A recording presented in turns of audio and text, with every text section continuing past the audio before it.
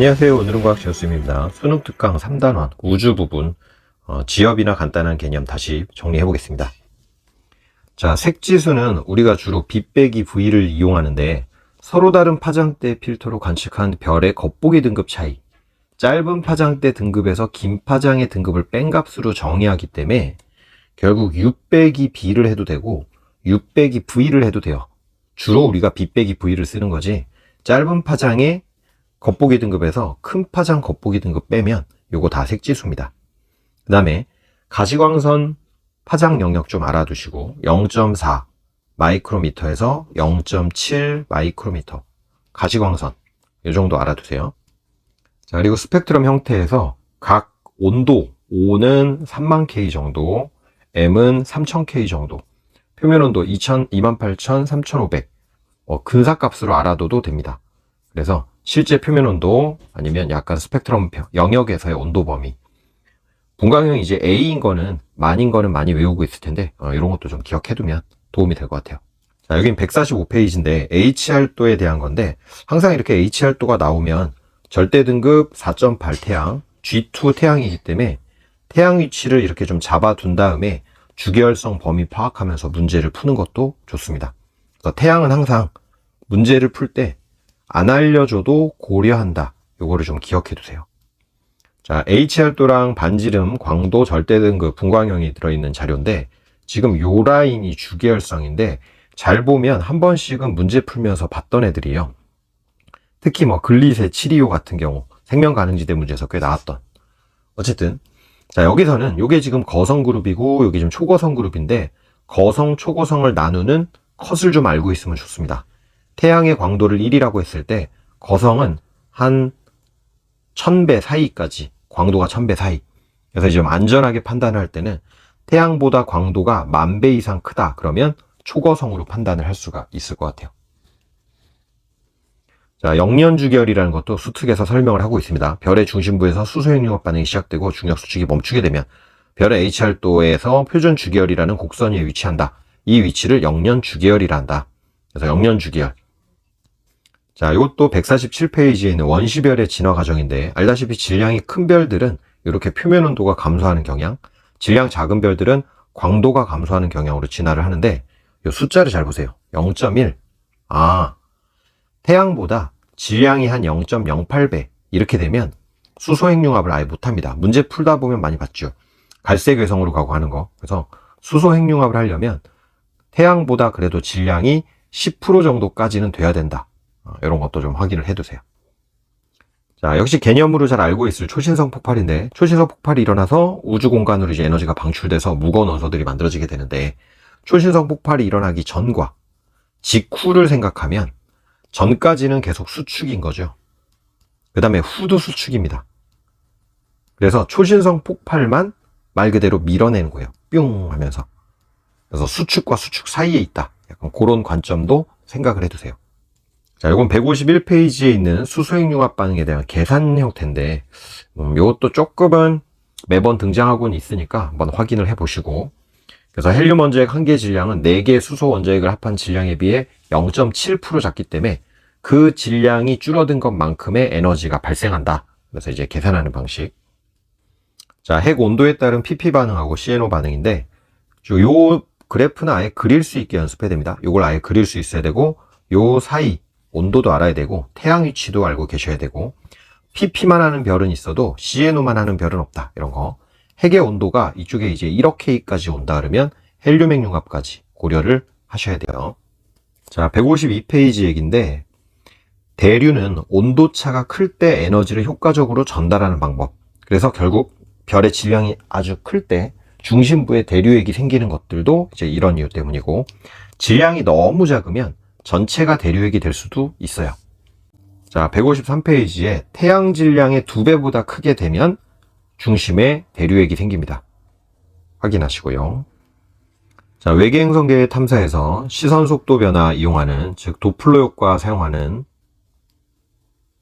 그 다음에 식현상 이용하는, 요 두 가지는 둘 다 시선 속도, 시선 방향 고려해야 된다는 거 좀 알아두시고, 그 다음에 이제 얘 같은 경우는 별이 이제 이렇게, 예를 들어 지구가 여기 있으면 별이 그냥 이렇게만 도는 게 아니라 별이 이렇게 후퇴하면서 돌 수도 있어요.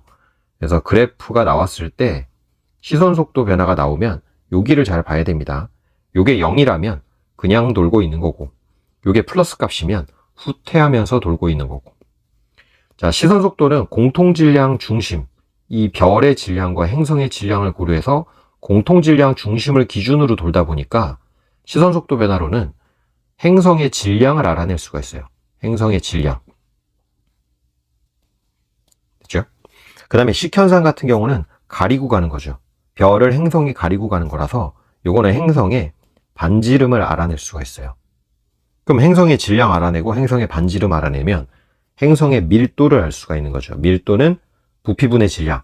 그러면 3분의 4 파이 r 세제곱분의 질량이니까 반지름과 질량을 알게 되면 밀도를 알게 되고, 그럼 밀도를 알게 되면 이게 지구형 행성인지 암석으로 되어 있는 목성형 행성인지를 알 수가 있게 됩니다.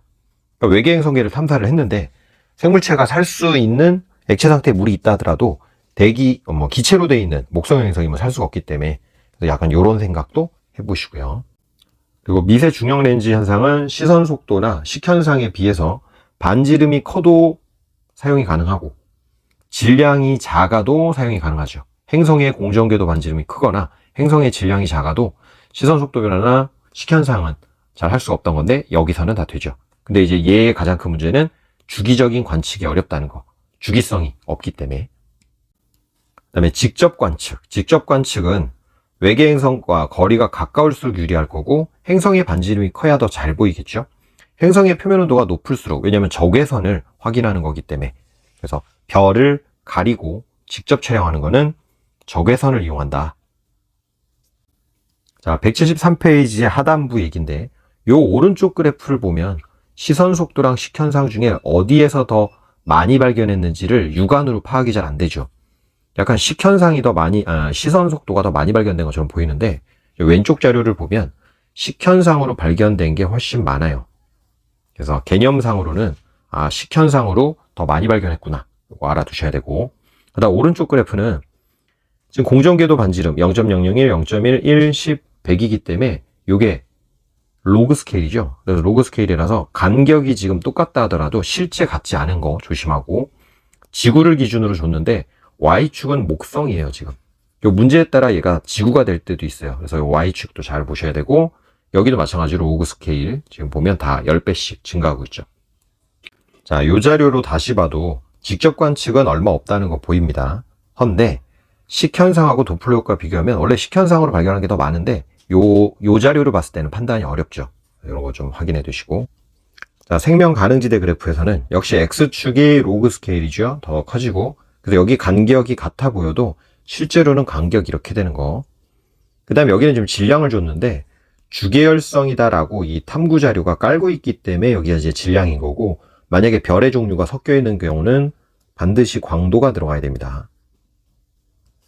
자, 이거는 현재 기준으로 태양으로부터의 거리, 생명 가능지대의 거리 변화를 말하는 건데, 생명 가능지대 거리가 점점 넓어지고 있죠. 그 다음에 또 멀어지고 있고, 그러니까 결국 광도가 증가한다라는 건데, 태양의 광도가 증가하니까 태양의 질량도 증가할 것이야 이러면 안 돼요. 핵 반응하니까 질량은 줄어드는 거죠. 그래서 질량은 줄어든다. 자, 177페이지의 우주망원경인데 케플러 망원경, 테스 망원경은 다 식현상을 가지고 외계행성 탐사, 제임스 웹 망원경은 직접 촬영, 적외선 영역으로 탐사. 그래서 다릅니다. 자, 184페이지에 보면 은하에게 상대적인 크기라는 표현이 있는데, 은하에게 상대적인 크기란 얘기는 은하 전체에 대해서 중심부가 차지하는 비율 이런 뜻이에요. 은하 전체에 대해서 중심부가 차지하는 비율, 그게 은하에게 상대적인 크기. 사실 뭐 이름 그대로가 그 뜻인데 한번 용어도 정리를 해봤습니다. 자, 전파은하는 X선을 방출. 그럼 X선을 방출한다는 얘기는 이거는 X선 영역으로 관찰할 수 있다라는 거랑 같은 얘기예요. 자, 그 다음에 퀘이사는 에너지가 방출되는 영역의 크기가 태양계 정도. 자, 그리고 충돌은하는 충돌을 한다라는 것 때문에 별이 부딪힌다고 보시면 안 돼요. 별끼리 충돌하는 경우는 거의 없고, 오히려 충돌 은하에서 별이 만들어질 수는 있어요.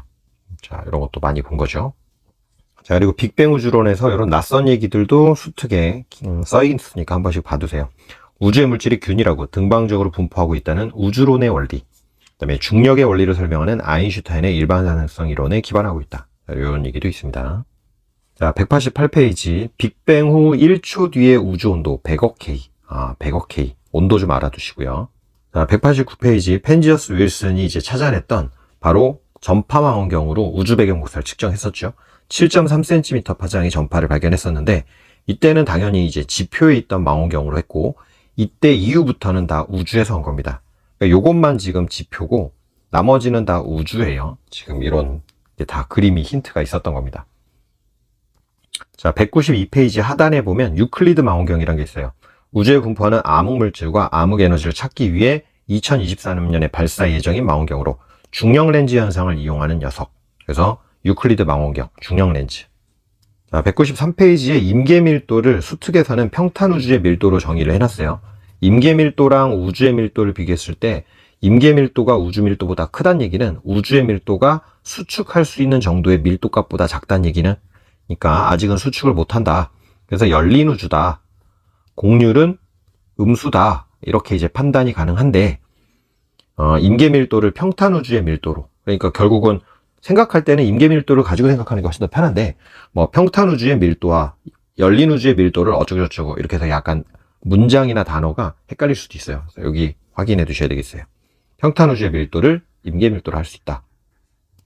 자, 우주 모형에 따른 팽창 속도 변화인데, X축이 시간이고 Y축이 크기이기 때문에 기울기가 팽창 속도죠. 시간에 따라 우주 크기가 어떻게 바뀌느냐, 이런 얘기니까. 따라서 당연히 이렇게 되면 가속 팽창. 이게 가속 팽창이죠. 그리고 만약에 이렇게 되면 이거는 감속 팽창이 되는 거고.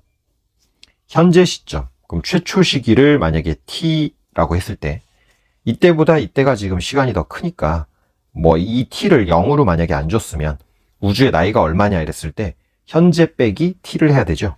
숫자 자체가 현재 빼기 t.